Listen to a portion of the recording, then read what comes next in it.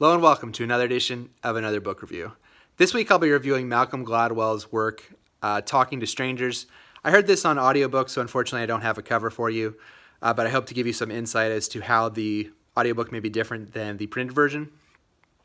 I'll talk a little bit about the author, go into briefly what the book is about, and finish off by talking about what I liked about it, what I didn't like about it, who I would recommend the book to, and what I will be reading for next time.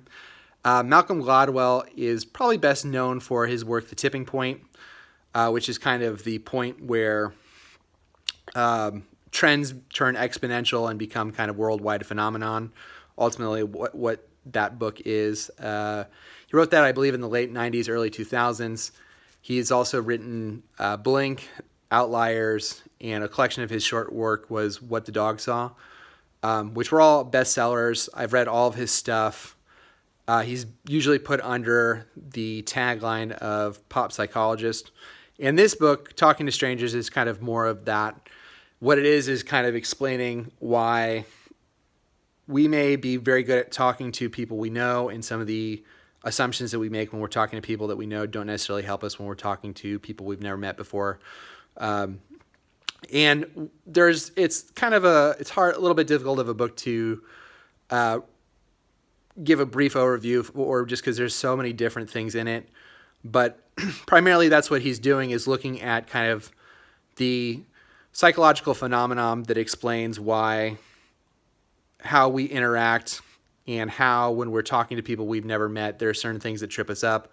One of them being default to truth, which is, as humans, because we're built to kind of be cooperative peoples, we kind of work to assume that the person is telling us the truth. And he kind of goes into the inability for even people who you would think would be highly trained individuals, like CIA agents, are just really, really, really bad at determining whether or not people are lying to them or not. One of the better parts of the book was when he is talking to a person who was an internal CIA agent who was trying to uncover basically a mole, a double agent, and kind of how that person was flabbergasted once they found out who the mole was. He talks a little bit about what he calls transparency, which is the idea that we as humans think that when we're communicating with someone, that we're easily reading the other person.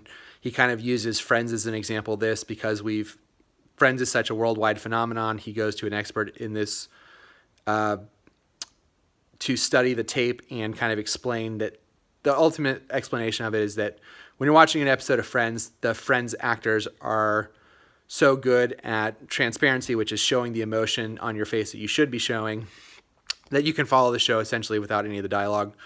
And he kind of contrasts this with certain individuals like Amanda Knox and others who are what he calls mismatched. So they may be feeling a certain way, but when we see that person, we don't necessarily pick up on their feelings because they don't show them on their faces, or their actions don't really show that stuff. So it's just I will say, before I get to the things I liked about it, it is a little bit unfocused, and kind of even the through lines don't necessarily add up.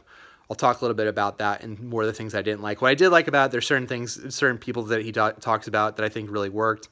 He kind of examines the Bernie Madoff case and kind of goes into one of the individuals of that case who was one of the first people to kind of understand that the Bernie Madoff Ponzi scheme was in fact a scheme, and that he wasn't just a genius investor, that he was actually ripping people off. That whole thing, what he kind of calls the holy fool, which is this person who is essentially a devil's advocate in kind of across cultures, who's kind of willing to risk social ostracization, social isolation in order to tell people the truth, and doesn't really care. And how that person is necessary in society, but we can't really rely on them to be all of society, or else society wouldn't function. I thought that was really interesting. The quality of the audiobook, he uses audio from real life when he can. So there's a part in the book where he talks about the Jerry Nadler case, and he plays a clip of one of Jerry Nadler's victims that I thought was really moving. The music in the audiobook, other than the Janelle Monáe theme song, I thought was done really well. It's really subtle throughout it. But there are a lot of things I didn't really care for about the book. I think this is, like I said, I've read all of Gladwell's stuff, and I think this was the first time where, because I have heard of some of these cases, and in one of them, he does go into the Jerry Sandusky case a little bit, and that was one of the cases where it's not necessarily that he was misinforming people, but it was the way he tells that story. His ultimate conclusion is that, like, we just didn't know about Jerry Sandusky because his actions could have just been kind of a strange person. That's kind of the conclusion you would get from hearing this, but then in the kind of that trial hinged on one person. But I had some research in this for another class, and there were between half a dozen and a dozen victims, so it wasn't really one or two people whose stories were vague. It was like, no, there was a wide body of evidence that this person was doing something that was illegal. So that was kind of one of the things that was frustrating. And I think the way that the book is structured is he starts off with the Sandra Bland case, which was a situation where there was a police officer in Texas who pulled Sandra Bland over. They get into a verbal altercation. The police officer ultimately brings her to jail, and unfortunately, a few days later, they find that she has committed suicide. So the whole kind of thesis of the book is kind of building up to this point where he explains, because strangers don't communicate particularly well, there are these obstacles they need to overcome in order to have kind of a functioning society. And I think in his mind, he's building this case up piece by piece to explain the Sandra Bland thing. And he ultimately doesn't do that, in my opinion. And I think it was frustrating because he plays a lot of the evidence of, the audio tape from the Sandra Bland encounter where the police officer pulls her over. And I think that his interpretation of it was very different than the interpretation I had, which was essentially there were these two individuals who, while they were strangers, in his parlance, he uses a police officer who's pulled over hundreds and hundreds of people, has had hundreds and hundreds of police stops, and Sandra Bland, who by his own admission has been pulled over almost a dozen times, has had almost a dozen similar encounters. So while dictionary definition they are strangers, in fact they really aren't, because they've both been through similar situations at least 10 times. And so that was a little frustrating. And I think he does a good job of explaining, I think, on the Amanda Knox, he kind of breaks down the psychology of Amanda Knox a little bit and explains why she was the way she was. He doesn't quite do that with Sandra Bland or the police officer. And he also goes into a long section on what he calls coupling, which is basically an event where there are certain other prerequisites that need to occur in order for it to happen. One of the things I didn't like as much about the book, the kind of the way he uses to explain coupling is suicide, which I know is a touchy subject for a lot of people, and I personally wish he had kind of maybe found another way to explain that concept, because it doesn't really, in my opinion, it wasn't super effective, because even by his own admission, there were events that he felt that were coupled, but then the people that were coupled eventually did the event anyway, and kind of was contradictory, in my opinion, as far as the evidence goes. Like I mentioned before, there's a Janelle Monáe song that kind of plays as bumpers.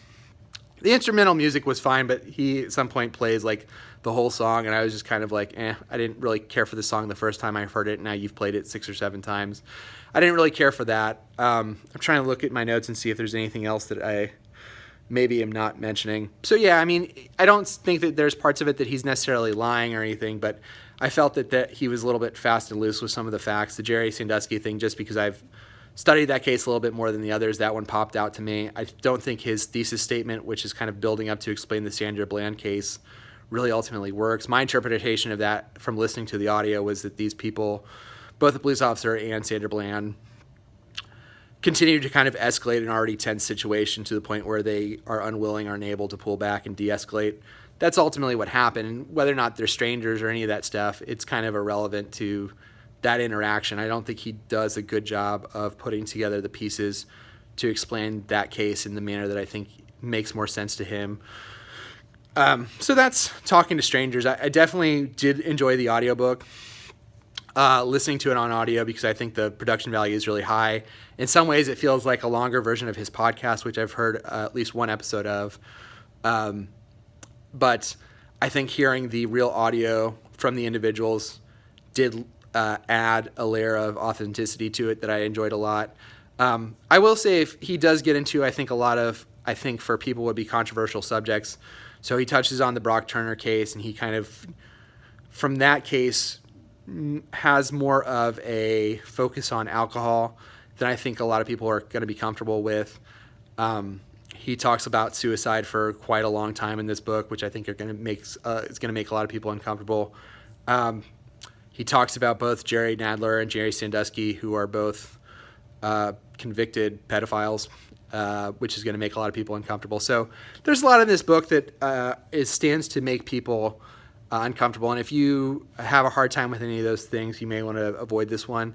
I did feel it was lesser than a lot of his other stuff, and I felt like for this one especially, the evidence didn't necessarily land for me in quite the same way that things like Outliers, The Tipping Point did.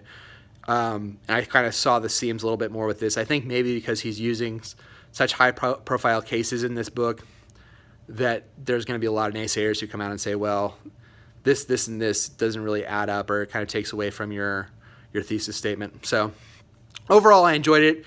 I think that if you're a fan of Malcolm Gladwell, I think you should check it out. But I definitely felt it was one of his lesser works, and there were definitely parts of it that I enjoyed more than others. The CIA stuff I thought was really interesting, and I thought that the Bernie Madoff part of it was really interesting. Part of me wishes he had maybe used, not used different research, but maybe used different cases. The suicide part of it, in order to show coupling, I think I understood what he was going for, but it didn't quite land for me in an effective manner. So that is Talking to Strangers by Malcolm Gladwell. And next time I'm going to be reading Middlesex by Jeffrey, I believe it's Eugenides.